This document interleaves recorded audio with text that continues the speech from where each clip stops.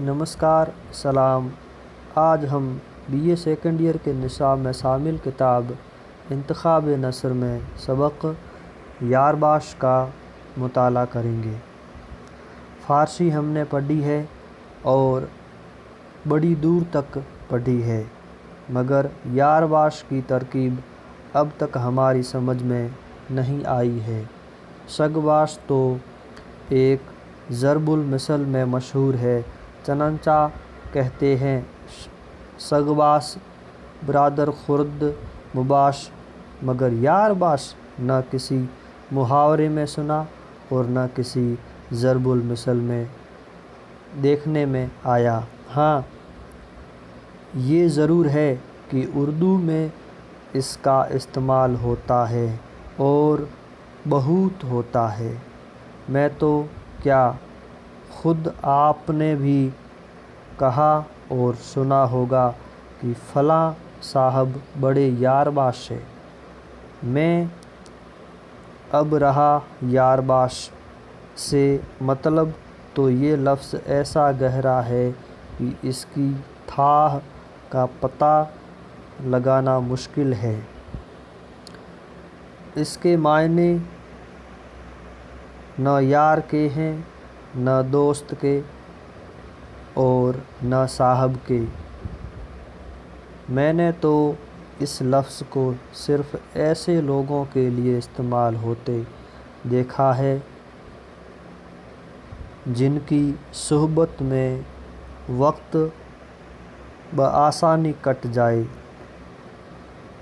شرابی اپنے ایسے دوست کو یارباش کہتے ہیں۔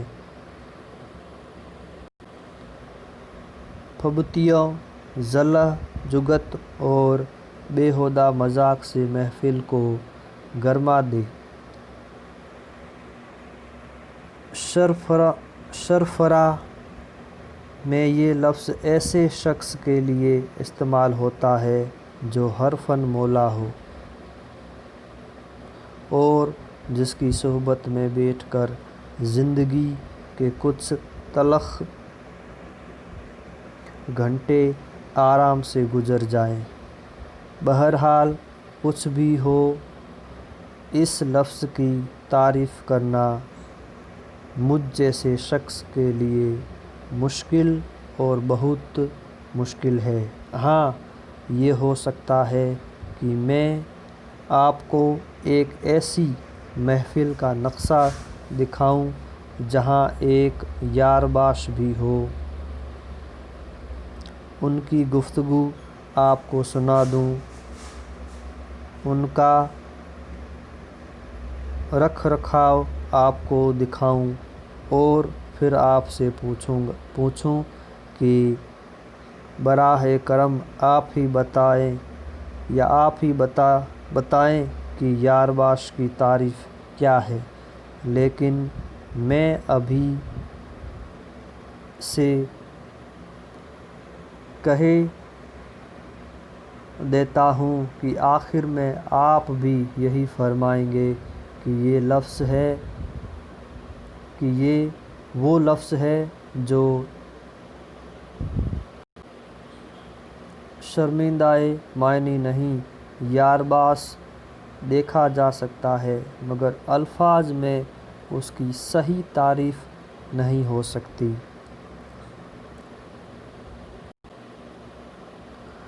احسن اللہ خان کے نام کے ساتھ خانی کا دم چھلا لگا ہوا ہے مگر پٹھان نہیں ہے۔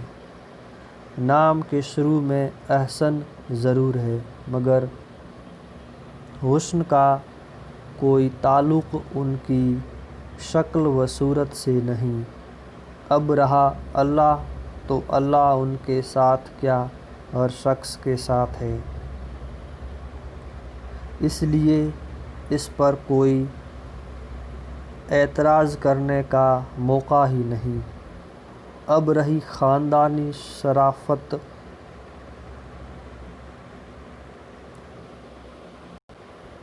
و وجاہت، تو بس اللہ ہی اللہ ہے، مگر یار میرا ایسے لوگوں میں بھی گھس جاتا ہے جو دقیانوشی خیالات کے ہیں اور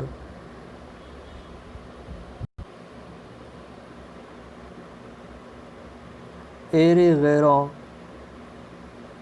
نتھو خیروں کو اپنے پاس جگہ دینا اپنی خاندانی عزت کو تبلگا نہ سمجھتے ہیں۔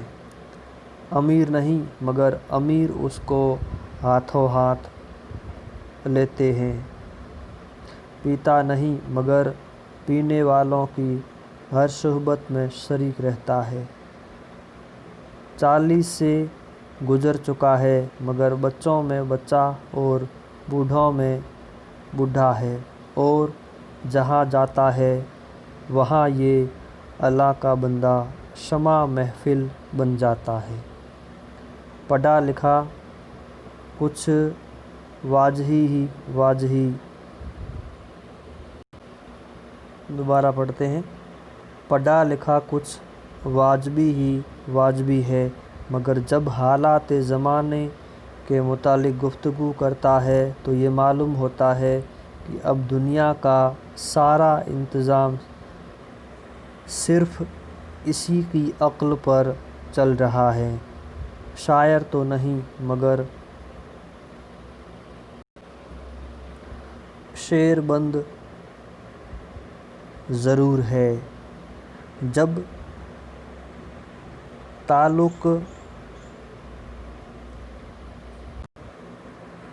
تعلق پر اتر آتا ہے تو پھر میں ہوں یا مرزا سب 12 پتھر باہر ہو جاتے ہیں۔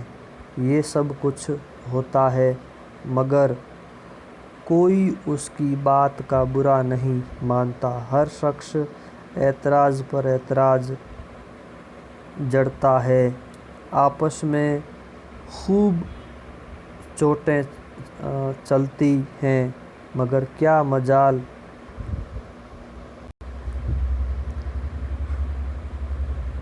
ذرا کسی کے دل پر میل آ جائے، ہنسی خوشی بیٹھتے ہیں، ہنسی خوشی باتیں کرتے ہیں، ہنسی خوشی اٹھتے ہیں اور ہر شخص کے منہ سے یہی نکلتا ہے کہ بھئی احسن بھی کیا یارباش آدمی ہے۔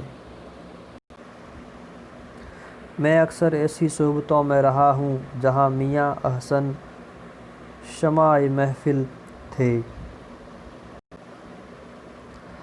اور اس طرح میری اور ان کی ملاقات بڑھتے بڑھتے دوستی کی حد تک پہنچ گئی، لیکن اب بھی میں ان حضرات کو اچھی طرح نہیں سمجھا ہوں۔ ہاں یہ ضرور جان گیا ہوں کہ ان کی یارباشی کا اصلی گر یہ ہے کہ یہ کسی دوسرے پر کبھی حملہ نہیں کرتے اور گفتگو کا مرکز خود اپنے آپ کو بنا لیتے ہیں، خود یاروں کے حملے سہتے ہیں، خود اپنی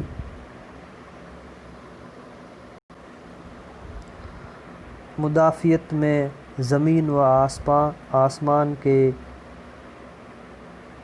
قلابے ملاتے ہیں، اپنی جماعت میں چومکھا لڑتے ہیں اور اس طرح ہر محفل بغیر کسی نتیجہ پر پہنچے ختم ہو جاتی ہے۔ بعض بیوقوف اہل محفل احسن کو بیوقوف سمجھتے ہیں مگر میں جانتا ہوں کہ وہ خود بیوقوف بن کر ان سب کو بیوقوف بناتا ہے۔ وہ سمجھتا ہے کہ اس دنیا کے اگر چند لمحے ہنستے بولتے گزر جائیں تو بہت غنیمت ہے۔ وہ جانتا ہے کہ جہاں 2 آدمی مل کر بیٹھیں گے وہاں دلوں میں فرق آنا ایک لازمی امر ہے، اس لیے وہ جاتے ہی گفتگو کا رنگ بدل دیتا ہے اور کوئی نہ کوئی ایسی بات چھیڑ دیتا ہے کہ سارے حملے اس کی ذات پر شروع ہو جاتے ہیں، اور یہ سلسلہ گفتگو اس طرح بڑھتا ہے کہ اگر وقت کی قلت اور لوگوں کی ضرورت محفل کو ختم کرنے پر مجبور نہ کرے تو یہ گفتگو بھی کبھی انجام کو نہ پہنچے۔ محفل میں آتے ہی ان حضرات کا پہلا کام یہ ہوتا ہے کہ اہل محفل پر نظر ڈال کر یہ دیکھ لیں کہ ان میں کن کن خیالات کے لوگ ہیں اور کس موضوع پر گفتگو ہو رہی ہے۔ اس چیز کا اندازہ کر لینے کے بعد ہی یہ گفتگو میں دخل دیتے ہیں اور تھوڑی دیر میں اس موضوع کو اپنے سے متعلق کر لیتے ہیں۔ اب اصل بحث تو گئی جہنم میں، سب کے سب ان کے پیچھے پڑ جاتے ہیں۔ دوسرا کوئی ہو تو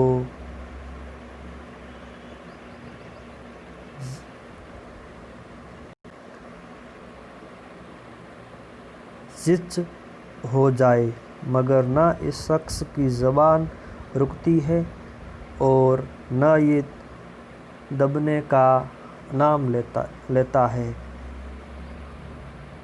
فقرے بھی چلتے ہیں، شاعری بھی چلتی ہے، بے تکی حجت بھی ہوتی ہے، مذاق بھی ہوتا ہے، اور آخر نتیجہ یہ ہوتا ہے کہ نہ یہ حضرت ہارتے ہیں اور نہ اہل محفل، اور سب کے سب اس بحث کو آئندہ کے لیے کنڈے کے نیچے ڈھک اٹھ کھڑے ہوتے ہیں۔ اس فقرے کو وہی شخص سمجھ سکتا ہے جو کبھی میرٹھ کی کسی سرائے میں ٹھہرا ہو۔ وہاں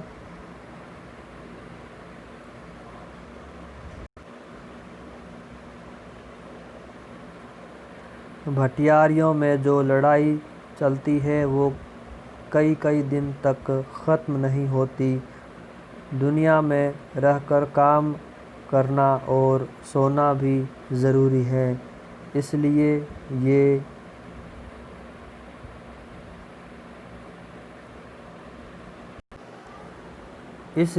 یہ لڑنے والیاں آٹے کا کنڈا لیتی ہیں اور اس کو اوندھا کر کے کہتی ہے کہ اب کل کسی فرصت کے وقت یہ لڑائی پھر شروع ہوگی۔ گویا اس بحث کو کنڈے کے نیچے تا فرصت آئندہ بند کر دیا جاتا ہے۔